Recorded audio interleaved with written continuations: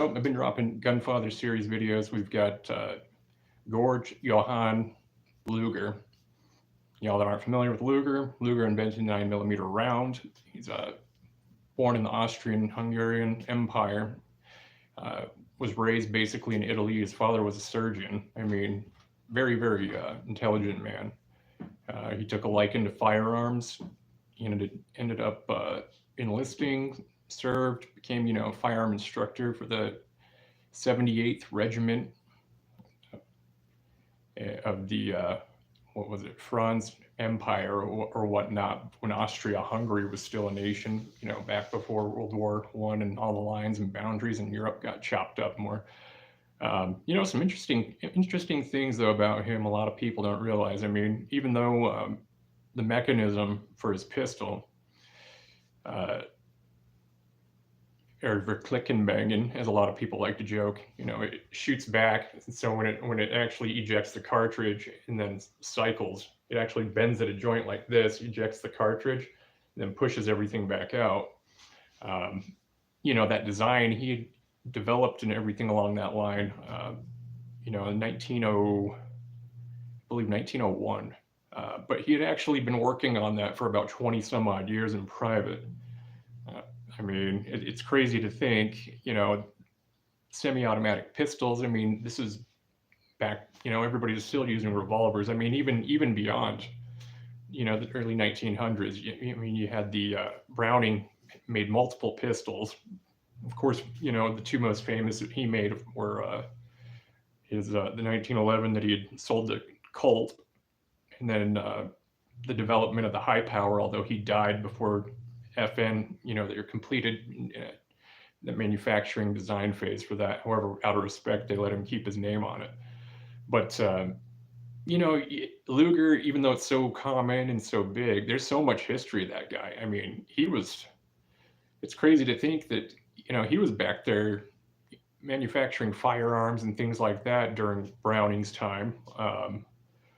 Browning, Thompson, you had a couple of the other, classics, and he doesn't get as much, popularity now. I know in the United States, I mean, people in the United States, one thing I've noticed is we tend to look at the history more about, our own firearm manufacturers, whether it be Oliver Winchester, whom, that guy was a clothing designer. He sold clothing before he got into repeating firearms. It wasn't until he had met Henry, who Henry is also another firearm line. I mean, all the American firearm manufacturers, designers, and developers, all of them at one point or another had military contracts, and military contracts is what makes a firearm company, that's their bread and butter, because that right there, with the United States, for instance, you had Samuel Colt. He had the 1861 Navy revolvers coming out, right? Well, government wants an order of them. Okay, 2,000 of those, boom.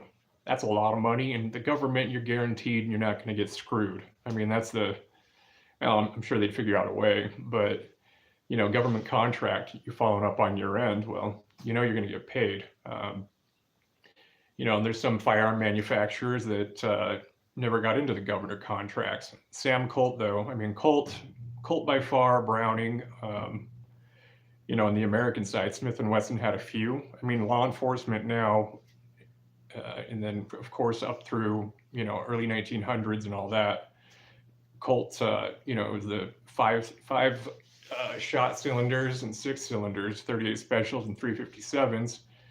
And then eventually law enforcement had switched over to, your semi-auto pistols once they were chambered and different than 45, because I mean, for the most part, the 1911s, that was the United States military sidearm all the way up until like 1985, until Beretta, it had licensed out theirs and contracted with the U.S. for the 92 FS.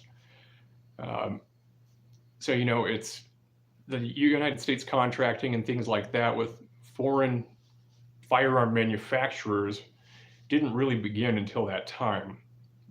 So like 1980s for the most part. It's crazy. It's insane to think that. it's also insane to think that, a foreign country, foreign firearm manufacturer got these contracts. I mean, for our military, it's nuts.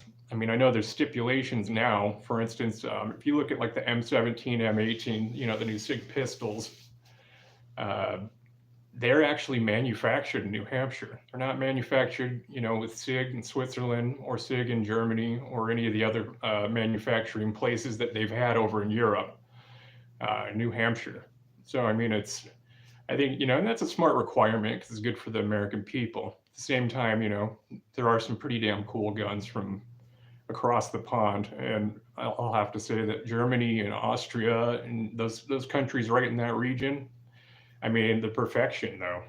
You look at the pistols from 1901 up until 1985, for instance, all the conflicts. So you've got Walther, who put out the P38, which was a very popular pistol. You've got all the 9mm coming out. You've got NATO contracts. You have all this stuff.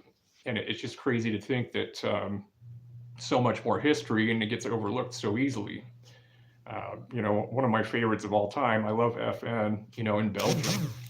When the United States, or before the United States, sorry, when the Third Reich had taken over Belgium, one of the first places they went was the FN manufacturing plant.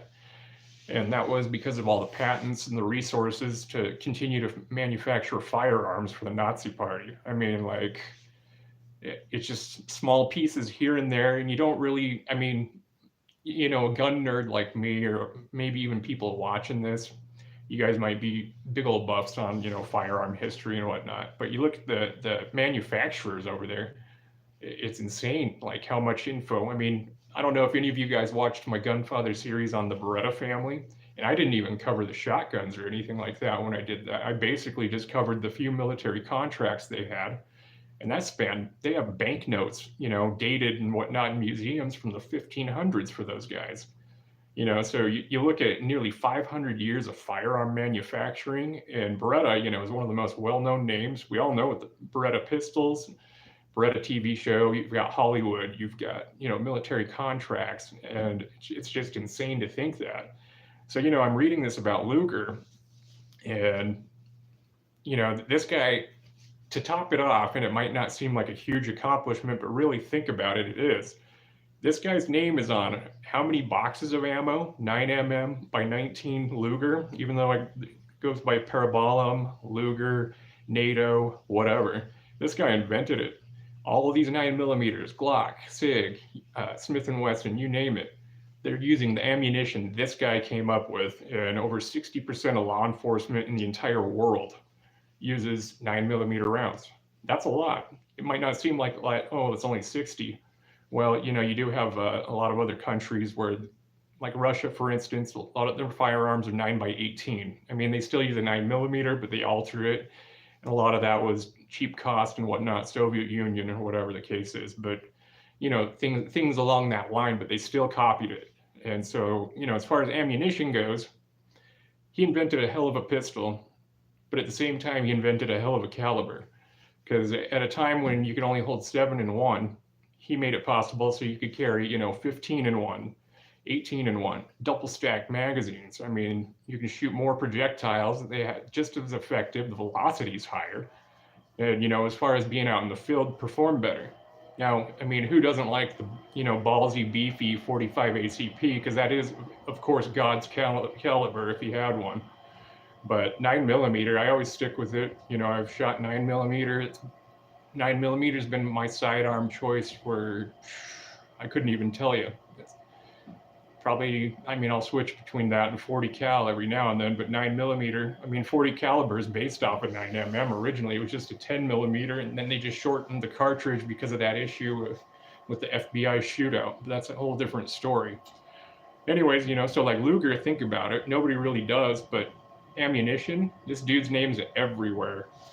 Hell of an accomplishment. He never would have thought it. He was only designing these firearms because, he wanted to appease the royalty or whatnot at the time. So anyways, I'm going to keep dropping these videos for you guys.